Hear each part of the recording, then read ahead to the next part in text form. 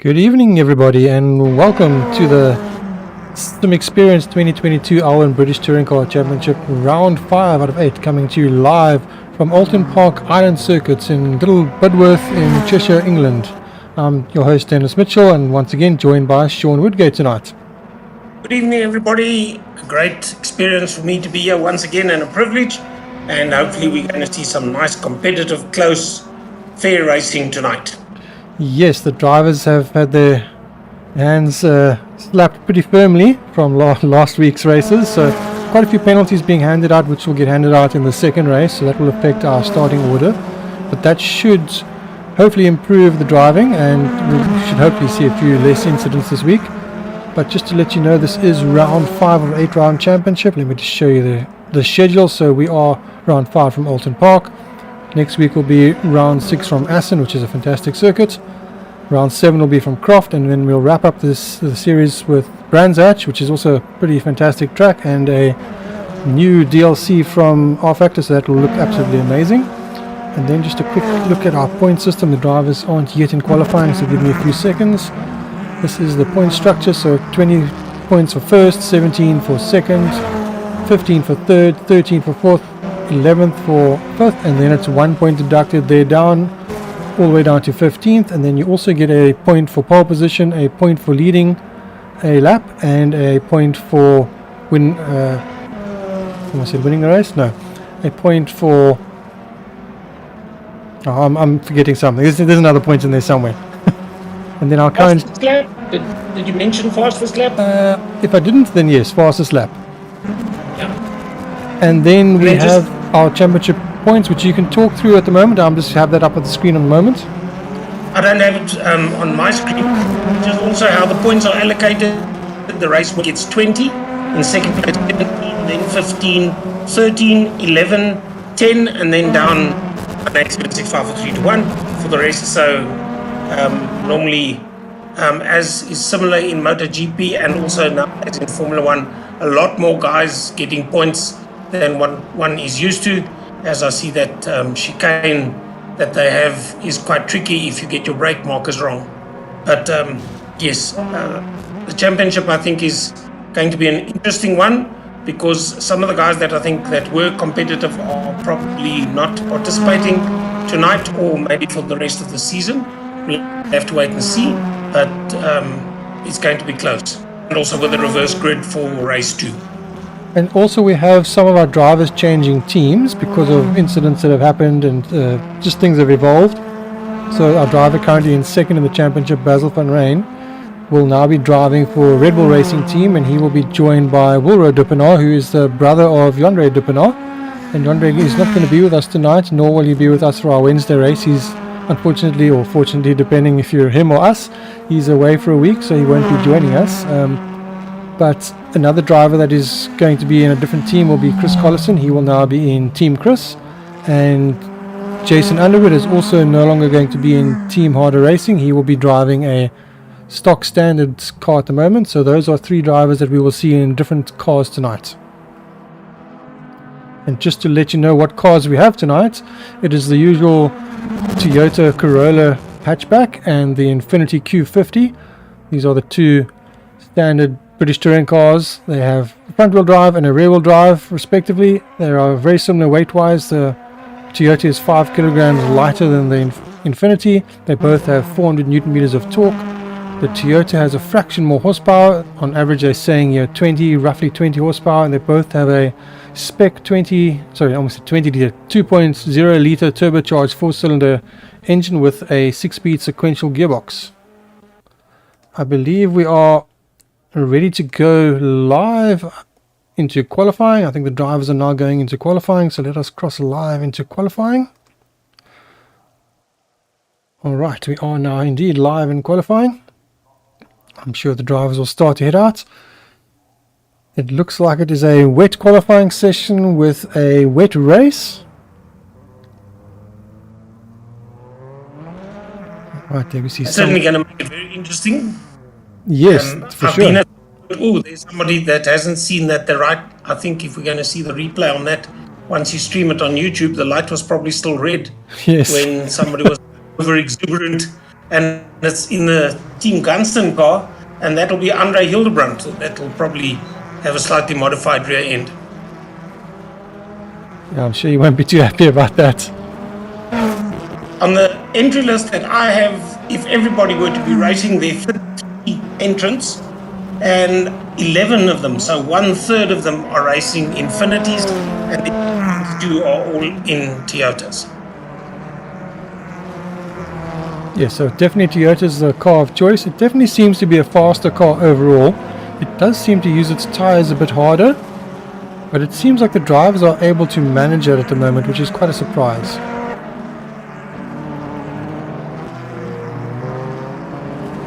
Just a bit of the layout of the park while we in qualifying. It's one of those interesting tracks where you come off the circuit. I always describe when I go into the pits, it's actually on the main straight just before you cross, or about a quarter of the way into the main straight after Lodge Corner, which is the last corner. You then come into the pits and you actually go back onto the track after turn number 1, which is Old Hall Corner. So turn number 1 is approximately, and mathematics, I don't have a protractor, so I guess Old Hall Corner is a 90-degree right. Then you come down the avenue, there's a bit of I'd call it just a direction change called Denton's, and then a 90-degree left at Cascades. They go past the backside, and then they take a hairpin bend, what they call island bend. If you were to go all the way to the top, of course the does actually carry on, there's another hairpin at Shell Oil's Corner, but that's not used in this category of racing. They take the hairpin at Island Bend, which means they miss the chicane at Britain's. They join the track, which then is straight all the way down, all the way along to Hilltop, Hislops. Hislops is a chicane. There's a short straight section before they take Knickerbrook. I'll give you a little bit of history of Knickerbrook a little bit later on, which is almost a 90-degree right. There's nothing funny about it. They pass Clay Hill, the water tower. There's 2 changes of direction before they get to Druids, which is once again, it's difficult to say. It's a very fast sweep or actually a corner, but the direction change is 90 degrees again. And then, as I said right in the beginning of the first, when I explained where you leave the track, Lodge Corner is the last corner, and that is a sharp 90-degree right before you actually get into the main straight to complete a lap here at Oulton in Cheshire. Oh, so definitely not an easy track. Lots of tight corners, lots of undulation, so definitely challenging, and having it wet is definitely giving the guys a lot more to think about, as we're seeing lots of guys going off. And right now we're seeing Rian van der Westhuizen heading into the barrier, and in the distance we can see Dani Stander's car has gone down the escape road. Yeah, so they give you a bit of history of, it's Knickerbrook Corner. It's named after an event that occurred when the British demolition expert was a bit of a raconteur as well, blasted back. He was removing tree stumps with dynamite to the corner with a colleague, and after the first detonation, a courting couple was seen to run off speed and in some disarray from a nearby bush or bank, and upon closer inspection the pair discovered some underwear in the brook, which resulted in the naming of the corner Knickerbrook Corner. I love that Red Bull skin, which is new to us all, and the guys have to get used to, by the looks of it, the fact that the track isn't dry. But yeah, a lot of history ensconced in Oulton Estate, names where they originated from, so it's an interesting circuit with a lot of history, and going back a long, long way, the 18th century, the Oulton Estate. Yeah, we're seeing car after car just losing it. Obviously the conditions extremely tricky, so the guys are going to have to take it really easy in the race. I kind of wonder how many of the drivers are actually using wet tyres at the moment, because I'm sure there will be someone that will be chancing it on slicks, trying to see if they can get a little edge over their competition, but I'm pretty sure it's too wet for slicks. Yeah, if you look at the spray that comes up behind the cars as well, then, and also looking at the track surface, there's no dry line yet. This car going straight and not getting. There's Harvey having a moment. He actually gets to pass somebody, although it's only in qualifying. And where's Harvey gone? He's actually, as I just said that, I put the mockers on him, and he gets to go off, but comes back on. and also has traffic joy. But he was going so slow that I don't think the guy had any time to avoid him. But going again. Yeah, lots of action happening in the qualifying. Obviously, one car collecting him there. Yeah, that's a replay of Javi. Well, dare we say it, unlucky number 13. Been hit by, I think it's Alwin in the Team ECGT number 68 Toyota. Obviously, Vessel now going wide. I'm pretty sure everyone has had their chance to go off. You might see them coming to the pits. What is the time that they have for qualifying, Dennis? They have 15 minutes. We, I think, are down to just under 9 minutes, just 8 minutes and 50 odd seconds. For those that are running on slicks, now's the time to pit and take on wets. 7 comes in, that's Mono Dutoy, PZN panel beaters Toyota. He came to a stop at the side of the circuit.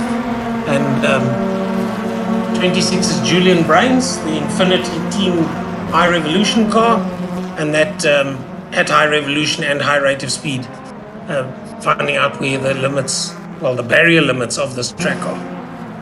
Just change something on the overlays for the people watching at the moment. You can see on the right hand side next to their name, it shows you what tyre they're on, so we know that drivers on track are all using wets at the moment.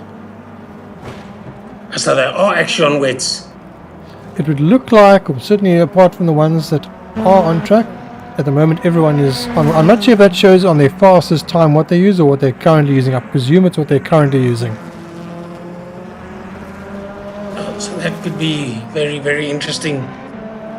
Whether they're going to slow. I suppose everybody's trying to give it everything they've got, and then to put up a good time, but very, very difficult and tricky in these conditions. As you also say there, you can see a bit of a elevation change as they come into the straight. But this car that let's follow, unluckily, let's see if we go around the corner with this car. And as they turn to the, you'll see that the pit lane feeds the circuit again. So they join the track. If you've been into the pits, you join the track just after turn number 1. There you can see it quite clearly now. You can see them going off, and I'm sure we're going to see lots of Harvey following him in there. Yeah, if nothing else, if you can't see a number at all, you just see a car that's white with a red stripe and blue. Over the few times that I've been commentating, I can identify Harvey from a distance, even without my glasses. So one of our new drivers, Tian Murray, sorry to cut you off there. Tian Murray doing very well, as talking about number 60, Hilke there. Hilke Verenga also in a Toyota. He's with the Alwin racing team. So, but I think we need full rally cross tyres for these competitors because they're more in the gravel. I actually watched in the Porsche Cup, and I'm trying to think it was Misano today. They actually had a big off, and the car slid along on the grass, and one always gets into the debate, what is the best surface to have, what car leaves the track limits. And it was fine on the grass sliding along until it went sideways, and at a specific point the tires actually gripped enough and flipped the car over. And once you roll, then that just the momentum, you don't stop it. So it's a very difficult thing to say. I see Zandvoort in the Formula 1, they brought out something new. Zandvoort it's still an old type of circuit that has gravel traps. They actually had, and I don't know how wide they are, they covered a little bit of the gravel, the resin. And that keeps that if you use slightly more than the curbing and beyond the white line, you don't bring the gravel back onto the track with you. So, but they made it such that there's virtually no grip on it. So yes, you can go sort of onto the white line, a little bit beyond, but you've got to be aware of the fact that your car is not going to have any grip that particular part of the circuit. So an innovation which might be followed. I didn't actually watch the race, I just saw it on the media during the week that they've gone for that option on some of their gravel traps, and it will be interesting to hear what the comment is going to be for those of people that actually ventured onto that portion. As I say, it's probably half a meter or so. But it's an interesting option because in wet weather like that, off onto the grass, you might as well be on ice. Yeah, there's no braking or directional steering capability. It'll go straight as a die until it hits something. I think it's a change of just direction, what they're doing. You know, they were saying for safety reasons they wanted to have lots of runoff, but it's become an issue where the runoff is now being used for other purposes. So we've even seen for the Formula 1 at Spa, now they've introduced gravel traps once again at Spa, and I think it's fantastic. It's keeping the drivers on the track. Yeah, I look at the track that they use at America where after the finish line it goes up that long hill where they have some artist that paints, but they've got massive cement runoffs, but it still means, and that's why there's the big argument who was the best of all time and that sort of thing. But so many of the circuits nowadays have evolved that even if you leave the circuit, you're still in the race, you slow down, you don't end up stuck in the gravel trap. There's car number 69 with the nice colours, Rian van der Westhuizen, and he's the Jack Daniel sponsored car, but he's in the Alwin racing team now. But certainly the Jack Daniel skin's looking very, very nice. And he's related to Javi Gous. We had a chat during the week. So you can't compare eras. If you look at the way that circuits are built or were built 20, 30 years ago, compared to the way that circuits are designed and built nowadays, then it's just totally different. So, yeah, and it looks as though these have barriers in the chicane to try and keep the guys on the track, but they become immovable objects that then are a bit of a nuisance when you've actually got to hit into them, but they've got to do something to try and get the drivers, or try and prevent the drivers from cutting the corner. There's one of them in the replay. So lots of drivers having the issues. There's now just under 3 minutes to go, or sorry, 2.5 minutes to go, and currently we have Jean de Toy in provisional pole position from Basil van Rijn, about a tenth ahead of Basil van Rijn. Chris Collison in third, about a tenth back, so about half a tenth back, so quite a close top three at the moment. Tian Murray in fourth place, Jason Underwood in fifth place, so a nice lap there by Jason. Monet du Toit in sixth place, also a solid there by Monet. Andre in seventh, Keon in eighth, Peter Murray in ninth, Adib Camildian in 10th, Timo Smith 11th, Julian Bryants is 12th, Brandon Robert in 13th, Hilton Nicholson in 14th, Maurice van Wyk is currently 15th, Dani Stander 16th, Rian van der Westhuizen is 17th, Willem Steyn 18th, Javi Gous 19th, Wessel Viljoen 20th, Hilke Verenigde is 21st, and Andre Hildebrandt is 22nd, and I see he's the only driver who's got a DQ. So I'm not sure what he's been disqualified for, but he will be there for the race. It just means he's been disqualified for this session. Looking there, number 26, Julian Brains, looks as though he had a puncture or punctures because the back end of the car hanging way back and the front wheels in the air. So I also noticed that some of the guys actually probably went in for a new set of wets to try and put in a better time now that they've done all the finding out where the extreme limit of the grip is, and now they've got to go out and actually put up that puts them competitive, but not much time left for that. Speaking of competitive, sorry to butt in, we're about to see Chris Collison. He's got the fastest first sector, a pretty good second sector. Let's see if he can pinch provisional pole position. He's coming across the line. And racing for Team Chris in a Toyota. And he didn't improve, so I'm surprised, although the top three is now covered by 0.133, so it's pretty close. Yeah, that's a very nice tight qualifying. As 777 Monet du Toit, one of the PZN panel beaters cars. I think that's an escape road that he's going up, and then there's the inevitable barrier, and there to greet him is number 26 Julian Brains from Team High Revolution and Infinity. So that part of the track really difficult. And I believe that's the timer running out now as it goes 0, so as they all start to cross the line now, that will be it for qualifying. So currently we have Jean de Toy in pole position from Basil van Rijn. That will be our front row. As we see the drivers finishing up their times. A lot of the drivers have already pitted, but we still have Jean-Andre on track. We still have, okay, he has now pitted. We have Timo now crashing out, so I guess that's his run over. Peter Murray is now coming across the line. I'm not sure if he can improve. It's yellow and yellow, so I don't think he will improve. We have a D, but has gone off. No, sorry, he hasn't gone off. That was the slow-mo of Timo going off. So a D, it looks like he's not had time to finish his lap, because that's not registered. And we have Brandon. It's showing he's got his personal best in sector 1, but a second down. Not sure why it keeps going into slow motion. I guess there's someone having an accident somewhere.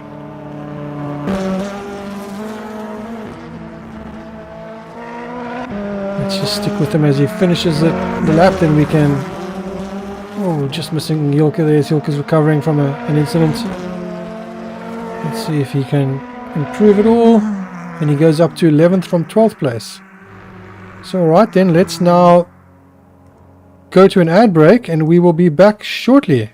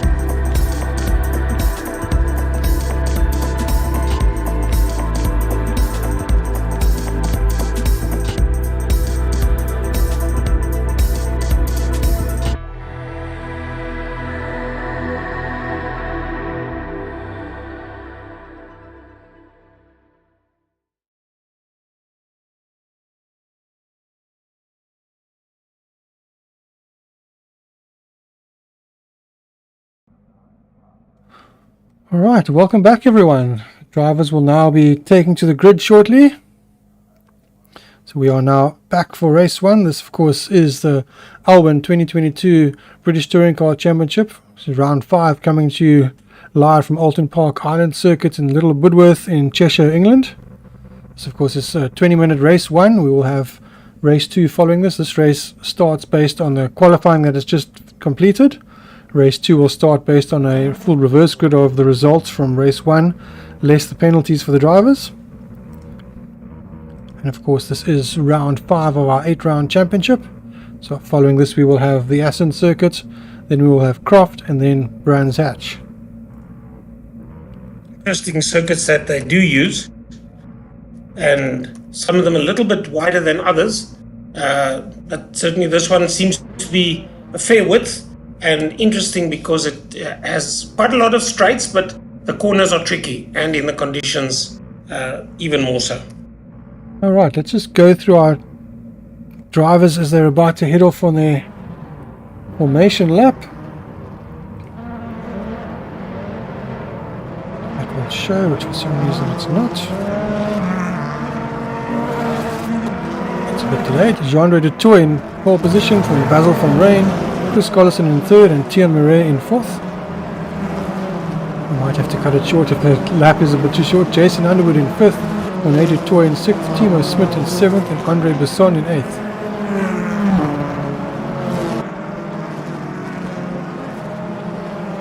Kean in 9th, Peter Murray in 10th, Brandon Roberts in 11th, and Adib Kamildian in 12th. Willem Steyn in 13th, Hilton Nixon in 14th, Rian van der Westhuizen in 15th, and Marius van Wyk in 16th.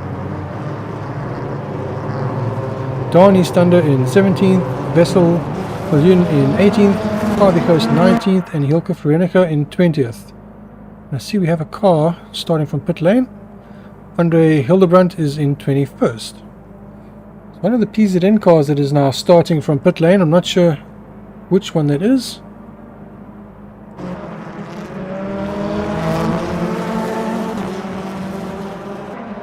So we will, I'm sure, see shortly who that might be. As the drivers are coming around to the final part.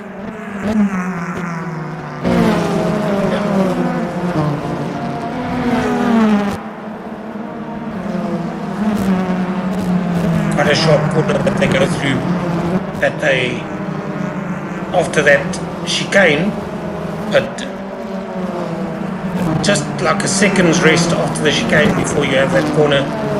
But in these conditions, I think you have to think the second really while you're going through the chicane and have the car lined up as you come towards that corner. I think a lot of thinking ahead goes into driving this track well. So you have to have the car well positioned, and also what we've also seen, qualifying is one thing, but racing is totally something different. You can't take the qualifying line if you've got a car next to you, and there is a rule you have to give cars width space, and we'll see if it gets remembered today. And Monet du Toit is the driver that is currently in the pit lane, so starting from the pits. It's going to be interesting as some of the cars are lining up already. Have made it all the way around successfully. And there we see Monet waiting in the pits. So the red light is there in front of him. There's a little trick with this. If you aren't in your grid slot and you just keep still and you don't move your car, it automatically will move you. So now about to head off, and they're away. Right. And we hold back to get past before they're going to release the pit lane starter. Now it's going to be interesting to see whether the track just looks as though there's a little bit less spray. Maybe conditions have improved a little bit. As everybody seems to be at this stage holding onto the line very nicely. And nice to see the Red Bull skin. It does stand out from a distance. You can identify the cars in that team immediately. And if you look at the timings, it looks like we have De Toy and Van Rijn on slicks. We have Murray and Collison and Underwood on wets, and then Besson on slicks. So some of the drivers going slick, some of the drivers going wet. So this is quite an interesting mix. Yeah, and it's 20 minutes for the race. So if the track does dry out, the chances are that the wets will more than likely not last. So we'll have to wait and see whether that's going to work. Is that the race leader that's just lost that position there? Yes, it is indeed. It's now Basil van Rijn that's taken over from the lead. So we're now on board with Jason Underwood. So Jason holding a nice position there. And of course you've got to be in the right place to be able to bounce when your competitor makes a mistake. There's a nice clean overtaking maneuver there as well. Speaking of bouncing, nice. And in the background we have someone going off one of the ECGT cars. I believe that is Kian. So Jason now under threat from Timo behind him. Yeah, you can see the undulation in the circuit. There's the bridge that they go under, and that'll be, there's somebody joining the circuit, and 4 cars, including the Jack Daniels car number 69, Rian van der Westhuizen, going off and that's again the trick, or not the trick, but what happens when you go off on grass. You almost have no control as to when you're going to actually join the circuit again. It was 200 and something. I think that's Donnie's standard. Is the only 200 and something car we've got is 243. Is that Donnie there? That is yes, Donnie, it is. yes. Yeah. So Jean Du Toit now chasing down Basil van Rijn. As we see some of the drivers coming into the pits. I believe that will be for Perhaps tyre changes, because these are drivers that are on wets. The circuit is tricky, and it's a pity we can't be sitting in a car to see what the driver's experience is. But they certainly are going off less here in the race, as we would expect, than what they were in qualifying. Qualifying, they were really putting the hammer down and trying to see where the limit is, and also noticeably less spray behind the car. So I think the conditions have changed. It's a bit in-betweenish at the moment, if there is such a word, for motor racing. There was a big collision there. Yeah, I don't think he expected that car to be on the brakes that early into the corner, but keeping in mind what the conditions are, you would expect that car to be on the brakes earlier. Not sure whether that was number 412 or 20, so that's either Brandon Robert or Peter Murray that we saw a bit further back. Yes. Vessel going past, he's keeping it all clean, healthy and hygiene at Vessel Filute. Revolution Infinity, number 369. There's the barrier that's always going to win that one. That's number 22. That's Chris Collison racing as Team Chris. And if you notice there brake marks or skid marks, that means the track must be dried by now a little bit. If he is leaving skid marks there, and that's actually off the racing line, so even the more so, then the track seems to have dried out quite a bit already. Yeah, that impact with Chris, I think the driver behind just got it all wrong and missed his brake marks or something, because that was quite a heavy impact. Yeah. Is this first and second that we're looking out of now, out of the second place car? Yes, this is on board with second place Jean-Louis du Toit at the moment, looking forward at Basil van Rijn at his new Red Bull livery. As we now see Marius van Wyk making a mistake, I presume. So, going very nicely there, the Team Gunston Racing car of Andre Hildebrandt. Yes, and he started from last place due to a DQ in qualifying, so that's a good result so far, halfway through the field. 77 Van Wyk, the Deltec Racing Infinity. We have Jason Underwood up to third place at the moment. He's having a good race. He's on wet tyres. He's our first driver on wet tyres, and behind him in fourth place, I believe, is Timo Smit on wet tyres, although it looks like we now have PCGT, unless that's a lap car. That's Tia Murray, so I presume that's not a lap car. Maybe the timing just hasn't updated. I think both of these cars trying to hold on to position, both of them late on the brakes, and both of them not making the corner. Yeah, oh, that one hitting the barrier. And that's a bit fast. Is that Jean Ray's car? Now it's 135, which is Hilton Nickerson. Yes. Sometimes it's a bit difficult at speed like that to distinguish between a 7 and a 1. But once we got the replay, it's definitely Hilton Nickerson, so that's not going to be a good finish for him. Here's the race leaders again, and they are certainly giving it everything, and they have opened up quite a big gap to the cars behind them, because I think the cars behind them are keeping each other busy. Yeah, just currently showing other shots which you can't see at the moment unless you're on the live shot, but we were on board with Jean-Louis du Toit. Jason Underwood has got past him. They're having a nice dice at the moment.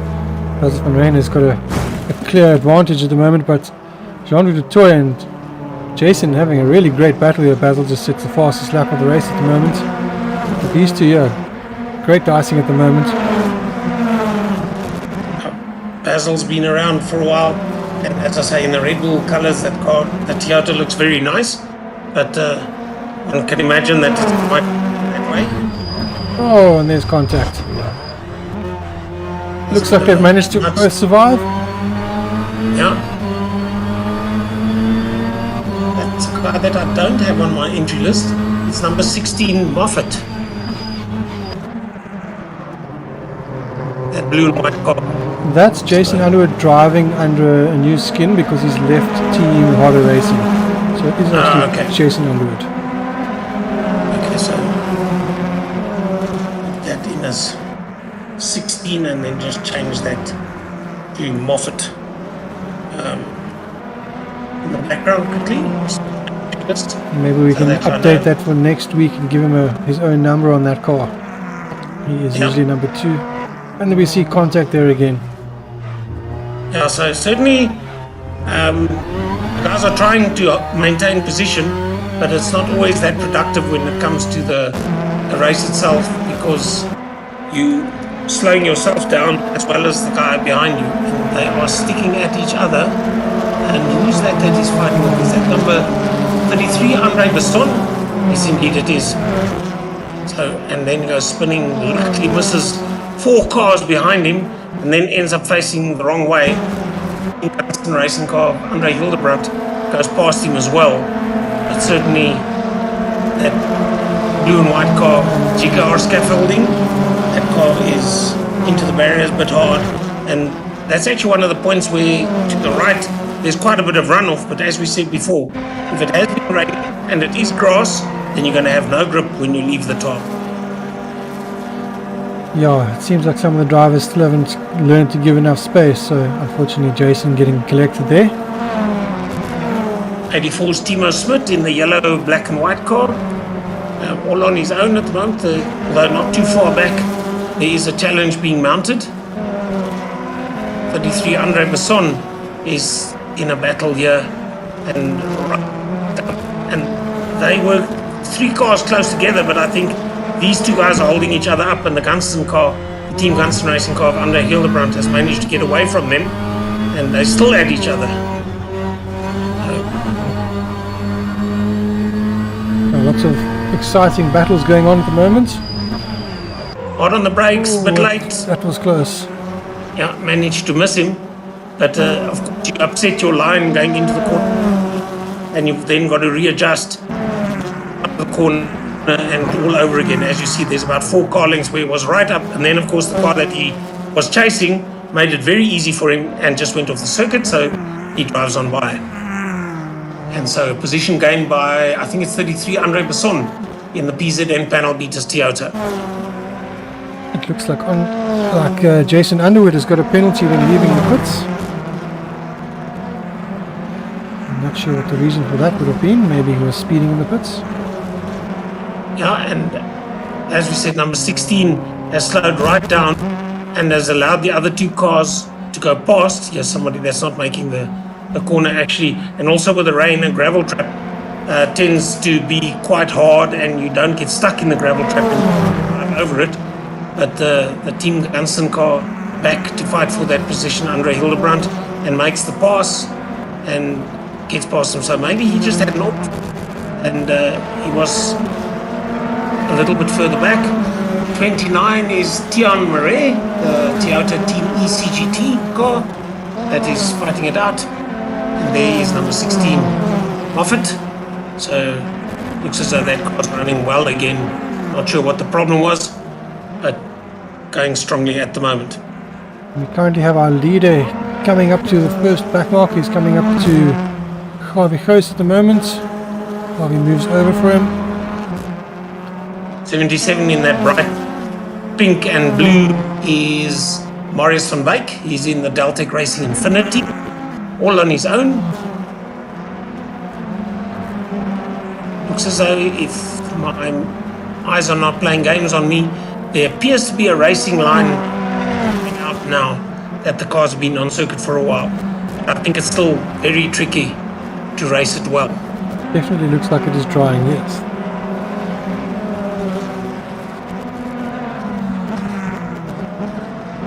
Car number 17, Andre Hildebrandt. Can recognize that one anyway. As Harvey Khoos uses a little bit more than just the circuit, but he still keeps going. The main thing, Harvey races car number 13, an Infinity for GDR Racing. The high resolution car on the replay there, number 369 of Vessel Viljoen, into the barrier. So lots of drivers having a hard time at the moment.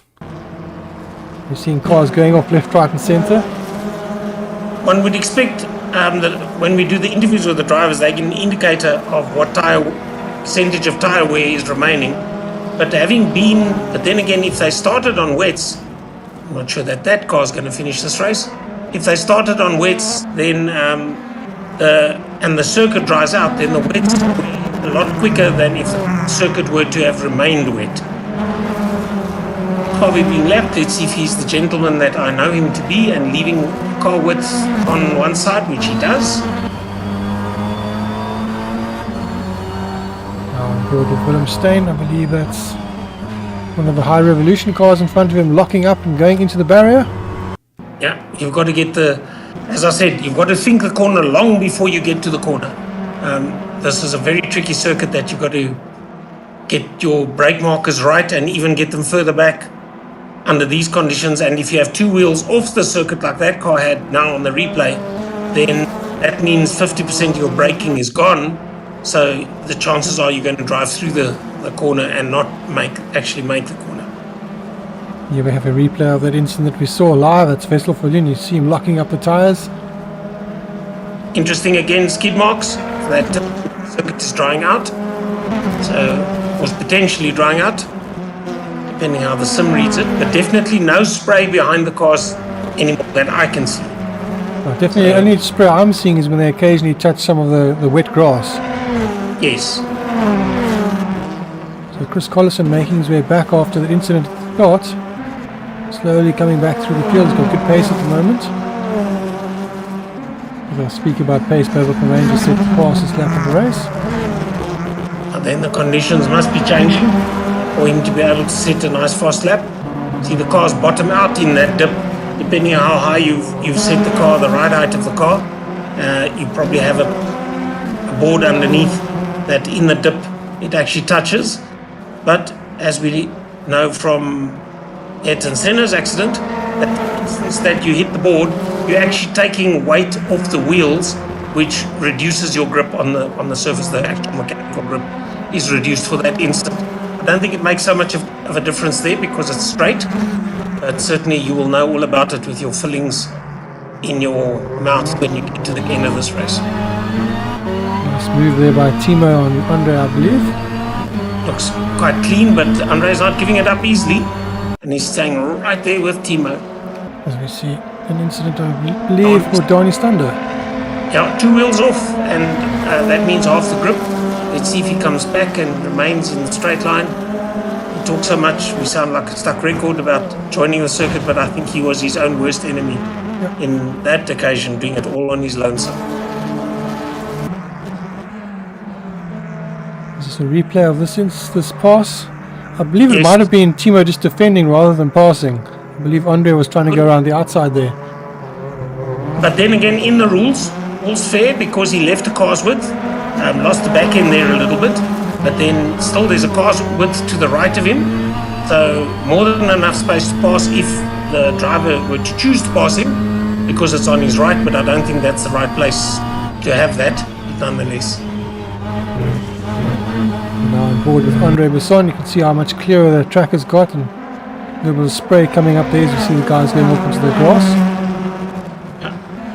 Moffat is staying competitive in this group of four, and it looks as though the Team Gunston car of Andre Hildebrandt, he's trying all that he can to get past car number 84, and he is now past Timo, but Timo looking up the inside, but he closes the door pretty firmly. Nicely done by Andre. And also what Timo did by trying to defend, he slowed himself down so much in the corner that he probably 6 car lengths of track distance between himself and the car that had just overtaken him. That's a fantastic result so far for Andre, having started stone last. He's up to 4th place at the moment. He's one shy of being on the podium. One of the cars that's just gone past in isolation, I don't think we've given Willem Steyn a mention at all, is number 63, the Infinity from Team Anya Racing, I think all on his lonesome in that team. Where's Willem on the leaderboard at the moment? He's dropped down slightly. He's currently, let's click on him, he's currently in 13th place. He was actually quite a lot higher up at one point, but he's currently sitting firm in 13th. He looks like he's right behind Chris Collison, so Chris has just passed because Chris was 13th. Okay, so he was racing on his own and then he got passed, but mid-pack or just below the middle of the pack, I think there were 22 starters, so a fair finish, but no point. Well, we're going to get in the single-digit numbers. Maybe we can see if we can get a bit of a better view of the action happening from one of the other cars. Now the camera seems to be stuck on him now that I've mentioned him. Sod's Law. But the race leaders, are they still close? We don't see them on camera. Basil van Rijn, there's 2.5 minutes left in the race and he has a 9.5 second lead, so that's why we're not seeing much of him. Okay, that's pretty much untouchable. Now that dip where we see the spark is actually on the finish line straight as they come in onto the grid, going through underneath the bridge. But everybody seems to have settled into their positions now and racing. I wouldn't say that they are not challenging, but certainly as you see a mistake being made out of one of the corners, and with all four wheels, maybe the gravel trap's going to stabilize them so they can have some directional stability, but not at this stage. And the Team Gunston car also going off. 119 is Adib Khamildin, the Team High Revolution Infinity, and also that car's standing still, so whether he's hit something or suffered a failure of some description, it wasn't going anywhere. Unfortunately, this replay camera keeps showing the same things over and over, so I have to manually try and force it. But I kind of rely on the camera for other things, but the replay function doesn't want to disable. Which is fine. We actually get back to my display, even though it's a bit behind of what's the YouTube play, and that's actually quite a nice look out. One of the cars, just but he's got a car in the distance to look at, but it's nice to see the action from a driver's perspective as they go through underneath the car loop oil bridge or advertising banner, call it whichever. It's certainly, you can see here that with the change in elevation and the 90 degree coming into the pit straight, the car gets light as you go, as you crest the hill, and if you have to change direction, you don't have all. But we must be running out of time pretty soon, a minute or so to go. 30 seconds, we've just hit the 30-second mark, and Basil van Rijn is now with 11-second lead at the moment, so we can have a quick look at Basil before he comes across the line. Don't get to see much of him in the race. So currently it's Basil van Rijn in first place. Yeah, he has made this. There was a bit of a competition early on, but that seems to have petered out. Just so that other things in commentary, people like to have their competition, although for the wrong reason. TNL with their static 68. Jumping, by the way, that's the replay catching up with its cache, so that's why it does that weird effect. Alright, so Basil van Rijn, I believe, is... replay camera's really low. That'll probably be the chicane, but it's a replay that we've seen. So the end of the race has probably happened already while we watch the replay, unless that's Basil that comes through the chicane. Then it's a little bit of a straight, then a 90 degree right, and they into the final straight. Basil is coming up behind Hilke. I believe this is his last lap. We've seen the replay. I'm not sure if we saw Basil had gone off. Whoa. Well, I watched it actually live, and I saw the Red Bull colours, and I wasn't going to say much, but with the time that Basil had at his disposal, I think he's crossed the line, finished first. I think he was definitely caught off guard by Hilke's braking there. In the driver's briefing, we did say the drivers being passed must just ease off the brakes a little earlier, and I think Basil was directly behind him and got caught out by that, but he should have been moving to the side at that point. Yeah, and I think also if you're leading the race, you want to take as little chance or as little risk as possible. Specifically, as you said, I think he had 9 seconds. They could have actually stayed behind that car and still have won the race. Yeah. But racing drivers being what they are, they want to take it all the way, flat out, all the way to the end. And Andre Hildebrand managed to secure third place after starting stone last. What a great drive by Andre. Wow, stunning, we must. So, last to third in the first race. And last weekend he managed to secure a third overall, so maybe he'll have another third overall if everything goes well in the second race. So he has a good chance to score some good points. He's had all the practice. He's practiced from starting at the back, and he'll be now starting, well, third from the back, less all the penalties, so he'll probably be a few places further up. Right, so all the cars coming through to complete their race, and then there'll be a slight delay while they get off this server and onto the other server, which Ennis has to furiously type away and sort out the grid and order. But I think there are a couple of DNFs. Yes. So they've got to start at the back anyway, and then what's remaining, you reverse the grid. Yes, less the penalties, yes. So let me Yes. go do that. I'm going to jump to an ad break now, and we will be back in probably 5 to 10 minutes with race 2. So stick with us. We'll see you shortly.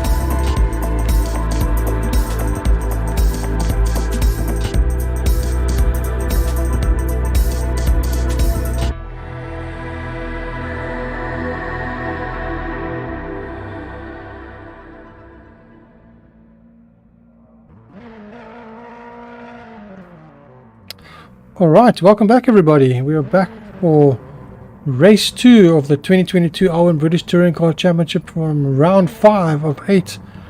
Coming to you live from Oulton Park Island Circuit in Little Woodworth in Cheshire, England. This is a 20-minute race, just like race 1, except this is a reverse grid, so all the drivers that finish the race, the drivers got DNFs set at the back.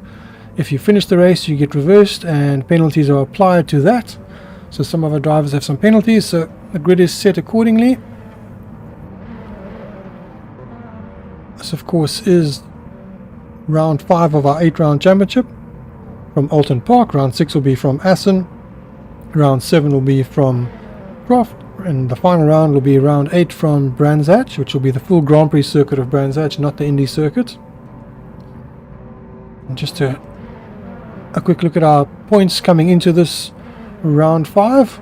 Jean-Louis du Toit was our current championship leader on 100 points from Basil van Rijn on 89, Andre Besson on 78. Jean-Louis Dupinard in 4th, but he's not with us tonight. As our drivers now head off on the formation lap. Let's have a look at all of that. If we can quickly get that up. Hopefully I can get that up quick enough. It's its own thing sometimes. Going to be a very different race while you battle with that, Dennis. As you can see, bright sunshine. Yes, and Garbikos in pole position from Wessel Viljoen and Jason Underwood in 3rd. A good position for Jason. Marius van Beek in 4th place. In 5th and place. A rolling start, sorry to butt in. Yes, and a rolling start. Rian van der Westade in 5th, Hilke Verenigde 6th, Tian Murray 7th, Monet du Toit in 8th. In 9th we have Kian, in 10th Peter Murray, in 11th Timo Smit, and 12th Andre Besson. In 13th we have Willem Steen, in 14th Chris Collison, in 15th Andre Hillebrand, in 16th Brandon Roberts. In 17th, Jean-Louis du Toit. In 18th, Basil van Rijn. In 19th, we have Julian. In 20th, we have Hilton Nicholson. And in 21st, we have Adib Gamildian. That is our complete grid. Unfortunately, we don't see Dani starting, so I'm not sure what's happened to Dani, but he hasn't made the start of race 2.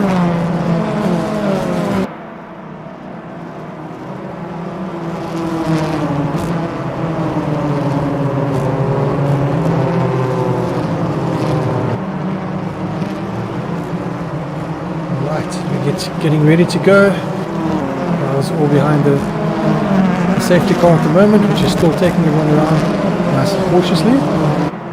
I think they just exited Druid's Corner, which is the second to last. The next one should be Lodge. Yes, and now into Lodge.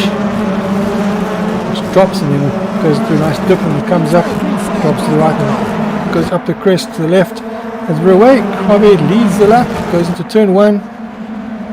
Nice and clean, nicely done by Harvey there.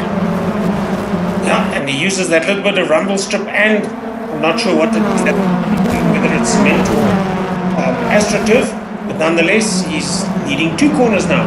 So through Old Hall Corner and through Cascades, he's doing well from the back of the grid. He's Harvey now still holding on to the lead. And of course, the quicker guys will be coming through traffic, so it'll slow the traffic down. So if Harvey just keeps it all in one piece, you can actually, there you see already a bit of action in the hairpin at Island Bend, so he can maybe have a bit of his own race here. Yes, and Harvey is one of the few drivers that decided to use medium tyres, so most of the drivers are on softs, everyone's on dry slicks at the moment. Harvey's on mediums, Morris and Blake and Peter Murray are on mediums, and Kian on medium as well as Hilke. Everyone else has gone for soft. The interesting, certainly they can play a part with that in the interviews already where the drivers have said towards the end of the race. I think the last circuit we were on, the brakes are very, very important.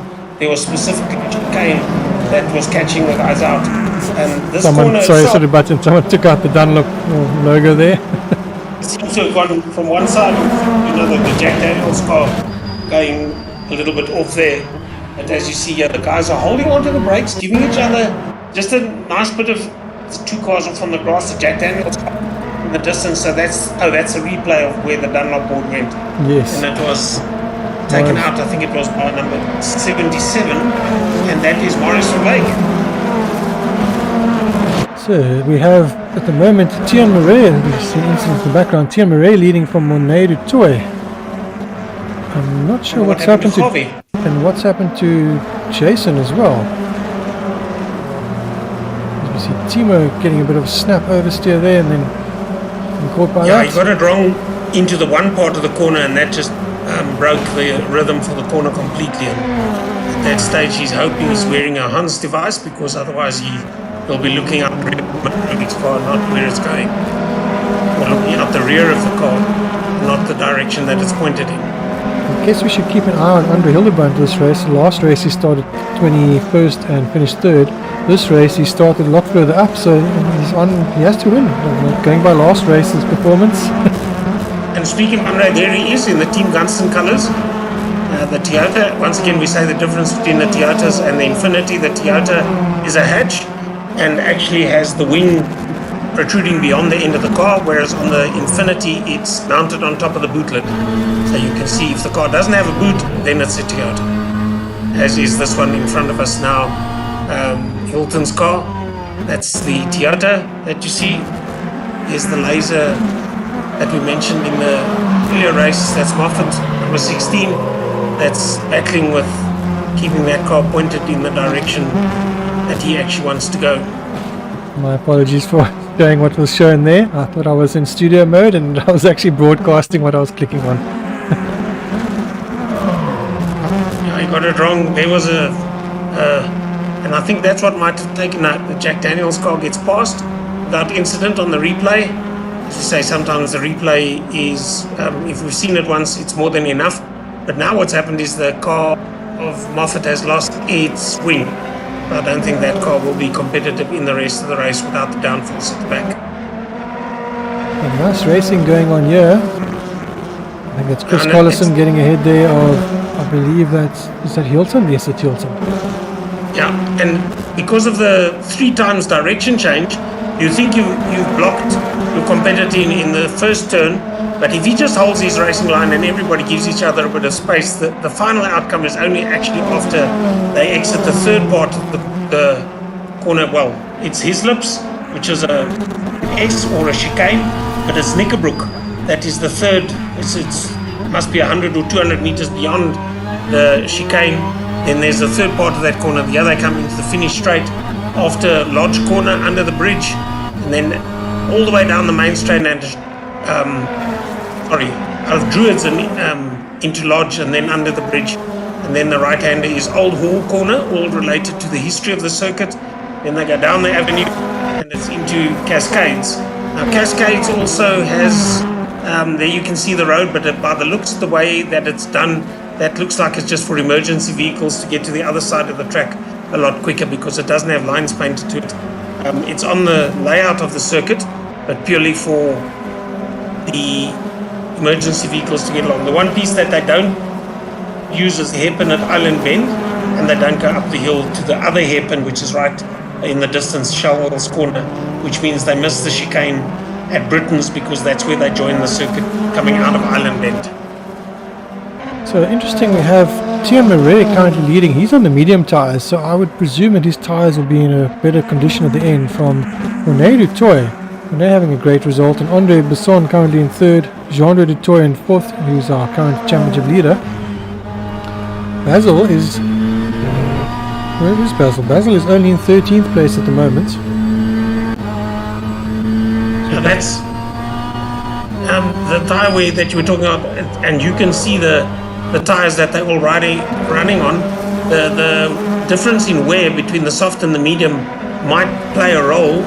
They're only 7 minutes odd into this race, which is a third of the distance run, but it's in that last 3-5 minutes that they run out of grip, and you then got to start braking earlier. It becomes a lot easier to catch up to you, potentially also pass you, because your competitors have better momentum through the corner if you run out of rubber. Just a look at our YouTube channel. We have Yandre Dippenaar saying go Team PZN. Good to have Yandre joining us in the stream. Check the stream. Rudy van der Veste is also saying go PZN, and Richard Cilliers saying hello and go PZN. So lots of PZN support. Janice Roberts obviously saying good luck Team ECG, and Brandon Hilton and Keon. And Yandre saying steady, slow and clean lap 1. Julian Brian saying Kian, and then saying he would join for race 2. Rudy saying Team PZN again, and Chris Collison saying go Team Chris in race 2. Yes, go Team Chris, you look like you're doing much better in race 2. And Shirley Westraat saying pulling for you Brandon, Robert and your team. So thank you for all the comments. And remember, if you're enjoying what you're watching, to hit the like and subscribe button. Nice to see that we have some of the people that actually want footage as it gets streamed. So hopefully we add a little bit of color to that footage for you. And if do make a comment or so, we hopefully aren't offending anybody at all, because it's certainly not intended that way. But at this stage, is this going to be a nice pass up the inside? Certainly is. He didn't force him wide. It was just nothing in trying to defend. He went into the corner and onto the brakes as late as possible, and that meant that the overtake was completed actually in the middle of the corner. And of course the car we're on board with is one of the people that was in the comments saying that he would join for race 2. He couldn't make race 1, but he is here for race 2, and there he is. Now and taking back the place. Yes. Oh, and that was unfortunate. Yeah. Actually didn't see what led up to that, but it looks as though that car actually got out of the corner, went wide, and then in the spin came back across everybody else again. That's Marius unfortunately going off. Yeah. Number 77, the Infinity Deltic Racing. So Chris Collison benefiting from that incident that we just saw. He's now up to 8th place. I think what happened there was the one car, we're going to see it there. Peter Murray ran deep, came back on the outside, and the other car maybe thought that he was clear and pulled over to take a line and crossed it across him. Yeah. And it was just the faintest of touches right at the back. But then the car pivots, and there's absolutely nothing that you can do about it, specifically on the grass hole. You hear them feather the throttle through that corner. Yes. This is challenging now for the lead. So Tian Murray still fighting hard to keep the win from Andre Besson. And they're a nice distance away. I takes the corner too wide. That's what you say, pressure, pressure, pressure. Still not giving it up though. But nice to see they give each other enough space. Yes, and that's important. If you can get both competitors to finish and talk about it afterwards, that's of course the ideal result. But that chicane, as I said before, is Hislop's, and then it's into Knickerbrook. Knickerbrook. My brain and my tongue will speak the same language at love. And then they pass Clay Hill. I haven't seen the water tower, which they mentioned in the track layout. And then it's Druids Corner, and the last corner going to the straight again is Lodge Corner. As we see Oulton running slightly wide. Sorry to cut you off there. Yeah. Lodge Corner was, of course, the lodge that stood at Oulton Park in years before the war, but of course bombed to bits by the Germans during the war, so that when they got the circuit back, it was actually a pile of rubble, and it had a landing strip on it, which the Americans, I think, had built, and that was what laid the foundation for a race circuit being built here at Oulton Park, plains of the state.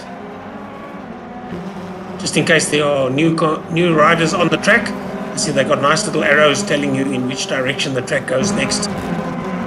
Always have quite a good giggle at those, because one would think once you've gone through qualifying, race 1 and all that sort of thing, you'd know where the circuit goes. Yes, they're there now. Interesting, in 3rd we now have Jean-Louis de Toy, ahead of his father Monet de Toy. And in 5th place we have Adib Camildia. Now Adib obviously started in last after penalties and has made his way up to 5th place already. So Adib having a fantastic race, just like Andre had in the first race. Yeah, Jean-Ray and Monet, the 737 and the 777. I sort of have branded them the Boeing Brigade, because both car numbers are similar to a model of the Boeing Aircraft Corporation. But they assured me that that wasn't their thought process at all. It's just the way that it turned out, because nobody else would choose a number like that. But nonetheless, they run both in the PZN panel beaters Toyotas, and it's nice to see them going. There's the start-finish line, a dip that we were talking about before, where some of the cars actually bottom out and send up sparks. if the ride height is low enough, that can of course happen.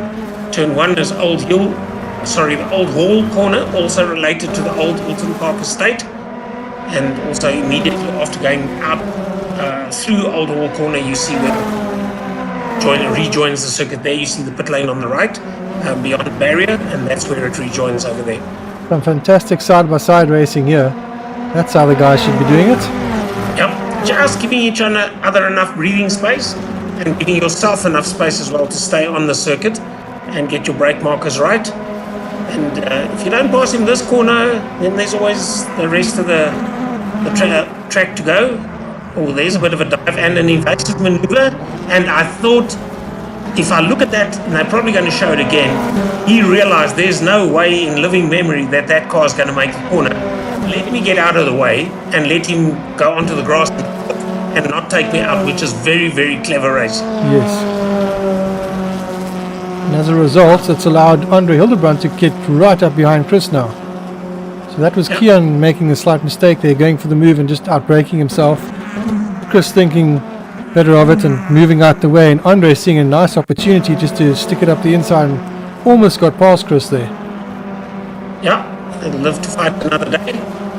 Certainly you can see he must have nice setup to be able to have that wide field of vision that he could actually see the car coming up on his inside so fast that he thought better of it and then just steered away from it. The car came right past. There's Harvey. Harvey's still circulating.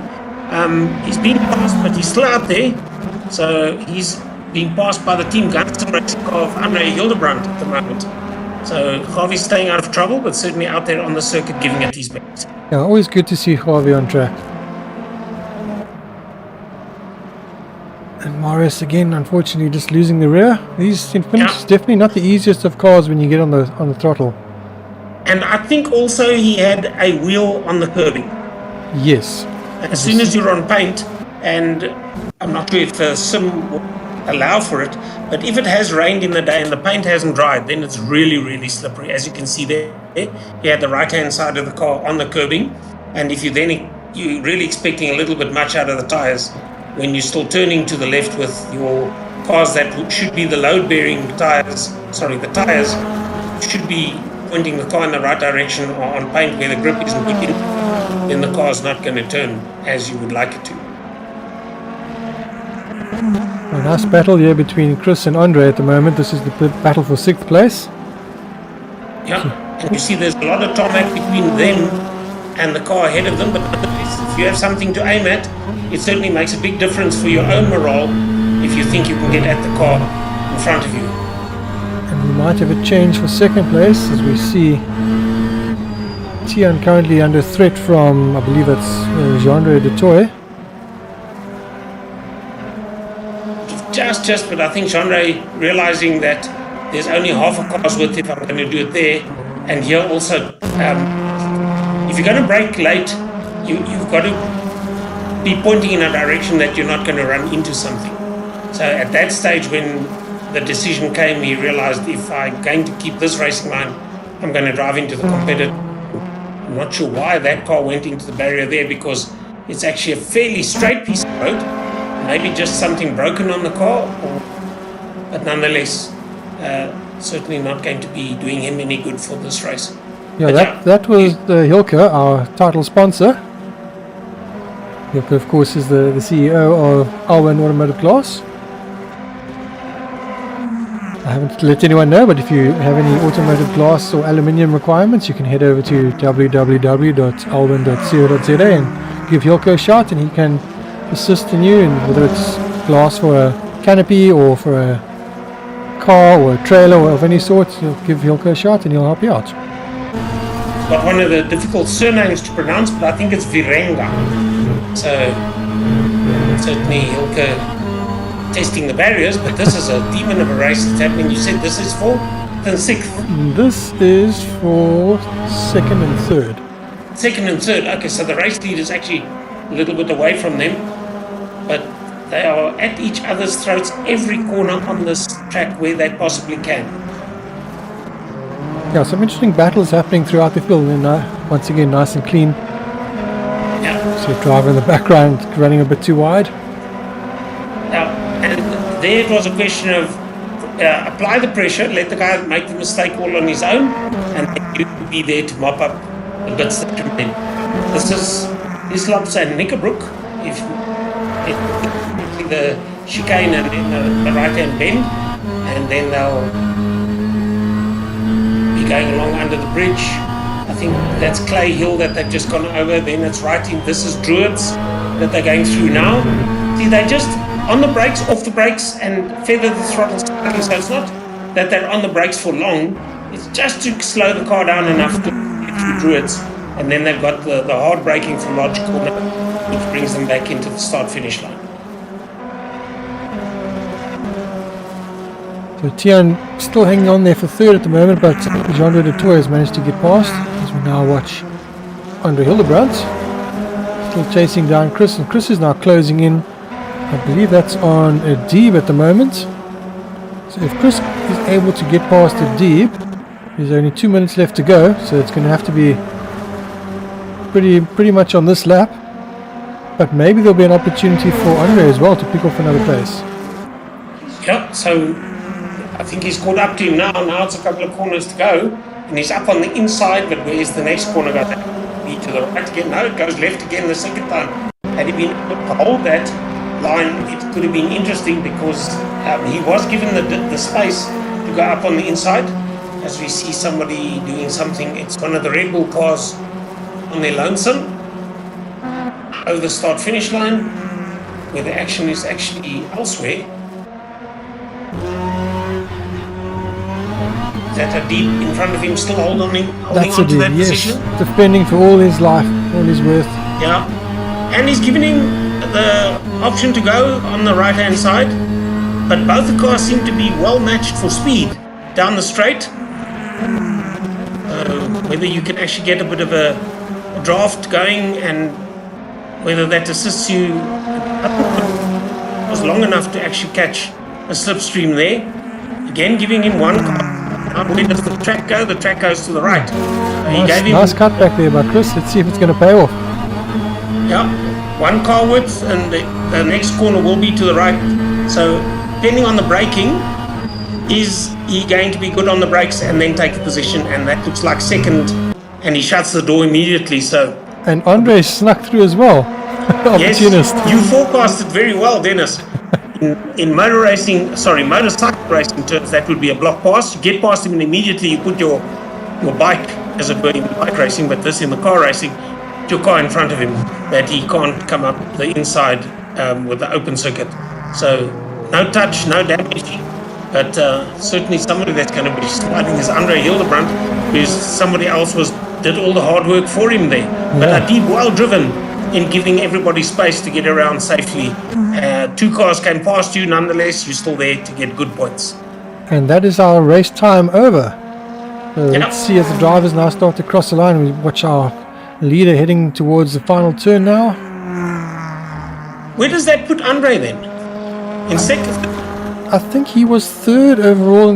He was second overall in the first race. So I think that will be first overall for the meeting. And I'm very surprised that Basil hasn't progressed further. I made a note that he was last to third in the first race, and he finished then, was it second in the second race? Who was that? Andre Hildebrandt. Oh, Andre was third in the first race, and he is now sixth. Oh, is it sixth? But the combination again for the race meeting might actually stand him in good stead, that he's going to get good points. Yes, I think Andre might be our winner for the round, and possibly Jean-Andre in second, and maybe Andre either third or fourth, and might also be Monet in third. We'll do a quick check in a moment. As the drivers are coming across the line, that's Andre Besson taking race 2 victory, so congratulations to Andre Besson and PZN panel beaters for their race 2 victory. Jean-Louis du Toit in second, Tian Murray, fantastic result for ECGT getting on the podium. Monet du Toit in fourth, Chris Collison, a nice debut, 5th place, a great result from the back of the grid, and having also been involved in one incident in this race. Andre Hildebrandt, fantastic result there for Team Gunston. Hadib, another fantastic result from the back. Peter Murray, also great result in 8th. Kian 9th, Rian van der Vestes in a solid 10th in the end. Basil van Rijn finishing 11th. I'm not sure why he didn't come through the field. I was expecting him to have a solid drive through the field, that is. Hilton Nixon 12th, Julian in 13th, Willem in 14th, Marius in 15th, Jason Underwood unfortunately having an incident as well. Harvey Coast 17th, Vessel Falun 18th, Hilke 19th, Timo 20th, and Brandon 21st. So let's jump to a ad break and we'll be back shortly with our top 3 overall. As Dennis goes and does the maths.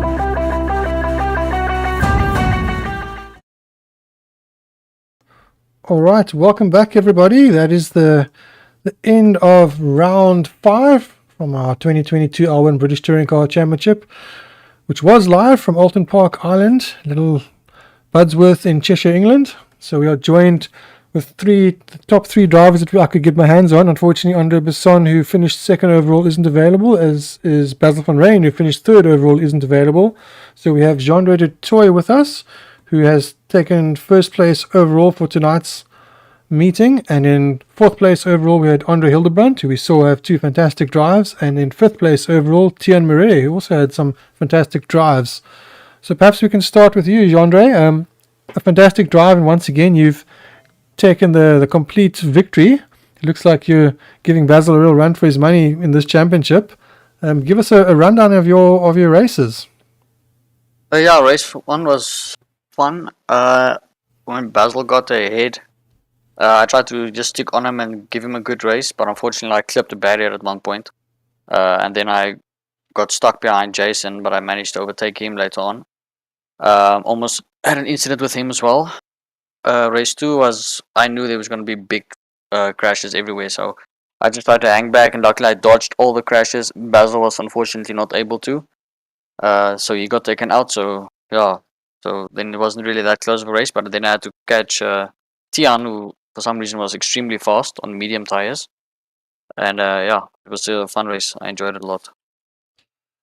Oh, congratulations on that. And then in 4th place overall, Andre, you had a fantastic round tonight. Both rounds, you started way back. The first one, you started, I believe, 21st, and you worked your way up to 3rd place overall. So you had a podium for round 1, for race 1 of round 5, and up to 6th place after, I think, 16th place start in race 2. Also a fantastic race there. So that must have felt amazing coming through the field in both wet and dry conditions. Yes, the first race, starting stone last, and it was a bit of a gamble too, because I started on soft, and I think that helped a bit to take me through to 3rd. So it was a bit of luck that I didn't start on wets or something else.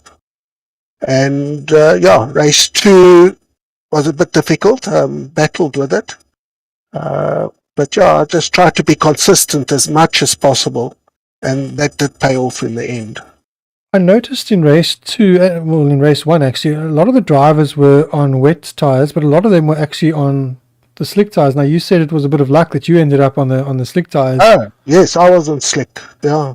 Yeah, so we actually had quite a few on wets.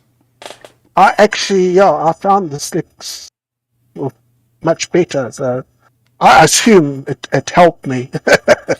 Well, perhaps with the track drying, maybe some of the drivers just assumed it would dry a lot quicker than others had assumed. But yeah, it definitely seemed to pay off for the drivers on the slicks. Well, I took a gamble that I just took it easy. I didn't push, and I seemed to work my way up to 3rd without, if you like, overdriving. And that seemed to help a lot. Maybe that was the key. Yeah, definitely. But I think, showing your pace in race 2, it definitely wasn't just the tyres. It was your pace was good overall in the race. So congratulations there. Yeah, thank you.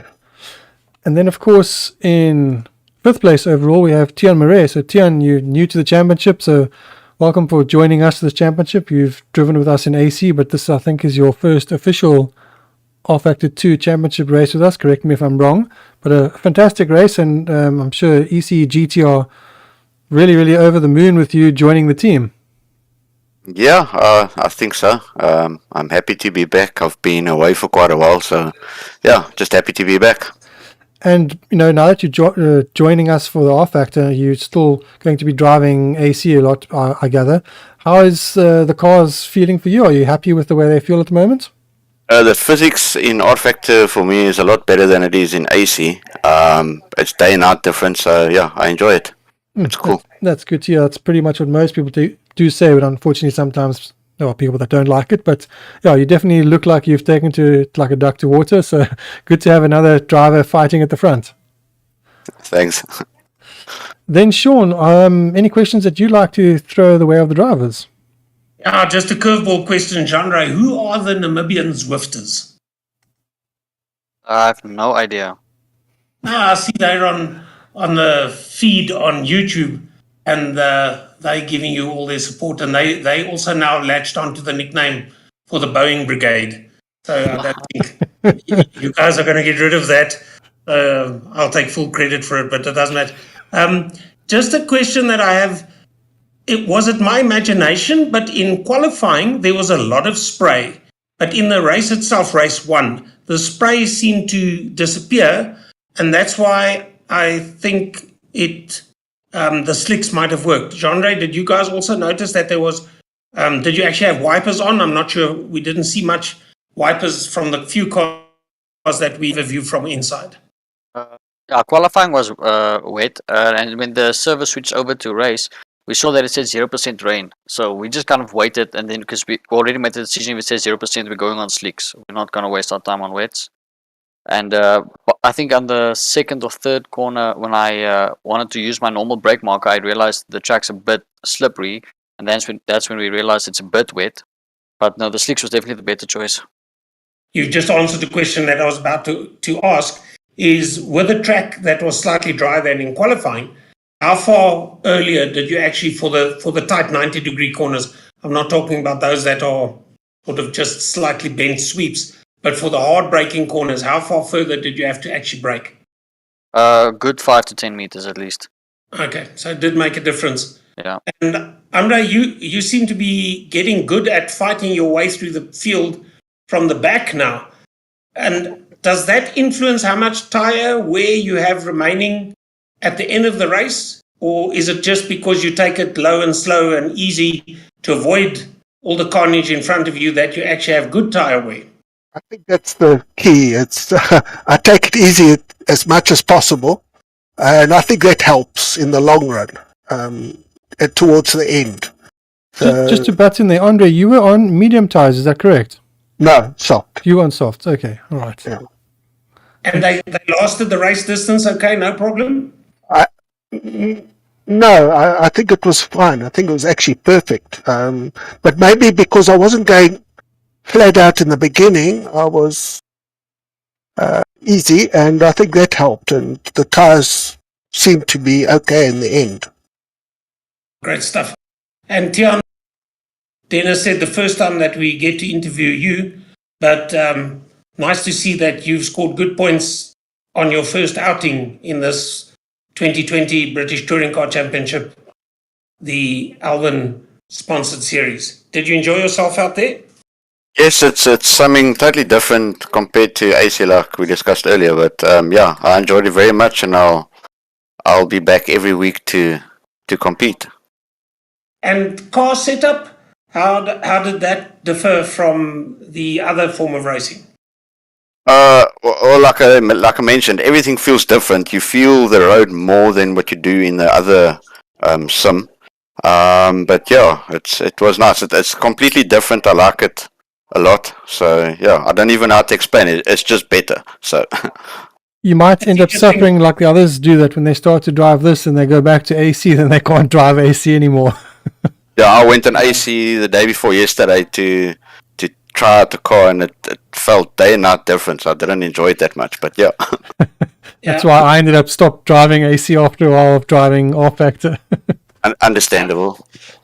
Yeah, and yeah, for us, from a commentary perspective, this is a nice circuit. I wasn't actually looking out for markers, but the circuit is fairly predictable. If you actually have to be over analytical, it only has 7 corners.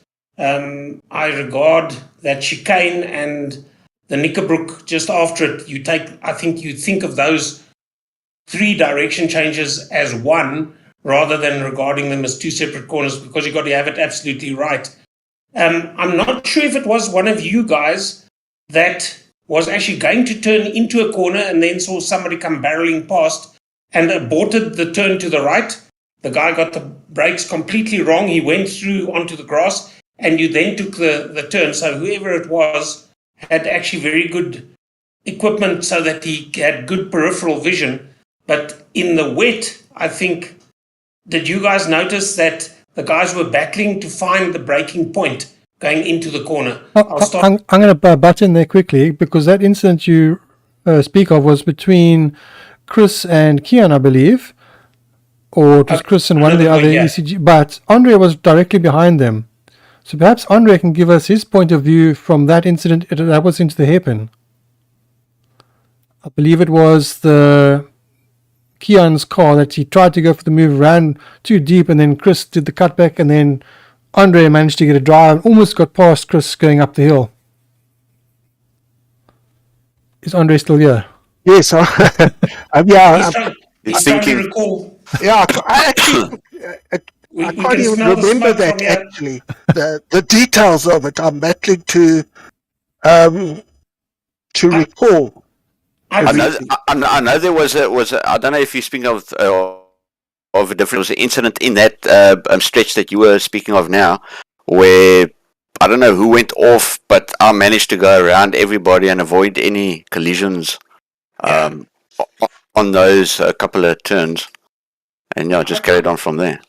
I think Dennis, I might be wrong, but I think the one that we saw was actually the turn into his lots, which is the chicane, and then you've got a short reprieve, I don't know how many meters, 50 to 100 meters maybe, before you take the right-hander at Knickerbrook, which is, and the card actually turned right slightly when he saw this guy come barreling through, and he aborted taking the corner. The guy missed it and went straight, and he then took a corner, and everybody got to talk about it, including, I think Andre, that you got to pass, no, it was a different occasion that you had the hole cut in the track. You were following, and Adib was being chased, and Adib took the left-hand line, and who were they behind, Dennis? That was Chris. All right, so it was Adib and Chris, yes. Yes, and yes, at the end of the little straight, just before the coming onto the main. Yes, it's between Druid's Corner, what they call Druid's Corner and Lodge Corner, on that straight bit. Yes, and, because he carved the hole in for you, that sort of forced Adib. Well, you just followed, and Adib couldn't come back. That's right. And you just ploughed on through and made the position. And in one straight bit of road, Adib had lost 2 positions. Yes, yes. Nice clean. And Dennis and I commented, I don't know if you guys hear the commentary at all while you're racing, but hats off to Adib for giving the space on his right and not seeing, okay, well, this guy's gone past me, now I'm going to go back to my racing line. He actually stayed left, which allowed you to come past. Yes, definitely. Great stuff. That's all from me, Dennis. A great evening once again in the presence, in my own living room that I can actually still enjoy commentating motorsport, even though it be virtual.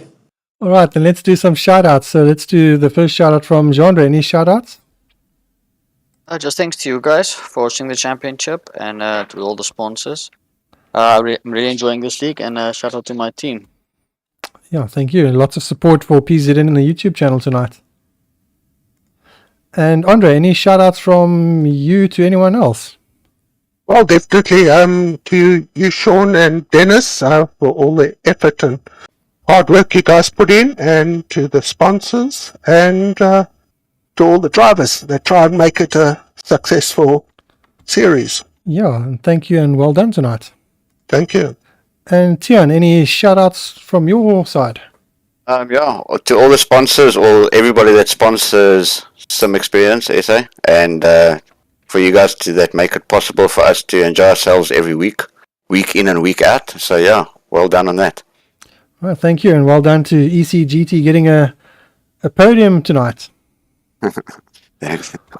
All right, then I'm going to just get rid of the 3 of you and then say our goodbyes. Myself and Sean can just say goodbye to everyone and just wrap up the round.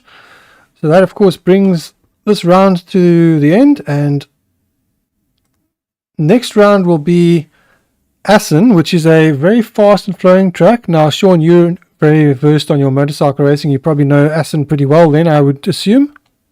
Been invited, but unluckily, I can't go to the Netherlands twice a year to commentate, but I was invited to do Assen bike racing. And from what I've heard, it's flat and very flat, like the Netherlands is. But I'll pick it up. I'll find a nice drawing. I'll speak to my co-commentator from Zandvoort, and I'll ask his opinion what Assen is like for, and I'm sure he's probably done a BTC race there, what to look out for. And I certainly, every track to me is a new track. So I wouldn't say commentary is difficult. You commentate on what you see in front of you and then try and identify the corners that they're going through.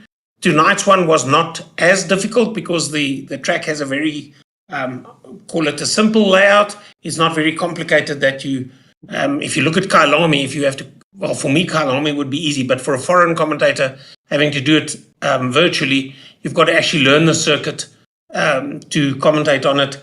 But I'm going to have a look at Assen. I'm looking forward to it. Another new circuit to learn, and that's why I enjoy watching the practice sessions as well, so that you can get to see how you see the picture on paper compared to what happens in what you see in the sim. Yeah.